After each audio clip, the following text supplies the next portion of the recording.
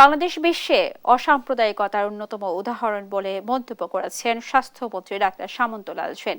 শুক্রবার সকালে ঢাকেশ্বরী জাতীয় মন্দিরে মহানগর সর্বজনীন পূজা কমিটির দ্বিবার্ষিক সম্মেলনে কথা বলেন তিনি। অনুষ্ঠানে বিশেষ অতিথি হিসেবে ছিলেন ঢাকা ৭ আসনের সংসদ সদস্য সোলাইমান সেলিম ও ডিএমপি কমিশনার হাবিবুর রহমান। এ সময় ছুটির দিনগুলোতে বিনামূল্যে চিকিৎসা সেবা দিতে কমিটির সদস্যদের প্রতি আহ্বানও জানান স্বাস্থ্যমন্ত্রী।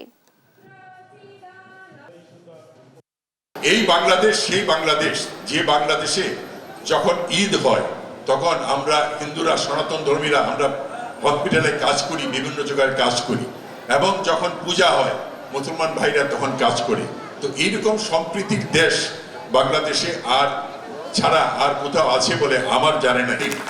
এখানে রুগীর গরিব বিনামূল্যে যারা গরিব শ্রেণীর লোক তাদের ব্যবস্থা করেন, আমি এখানে স্পেশালিস্ট পাঠানোর ব্যবস্থা করব।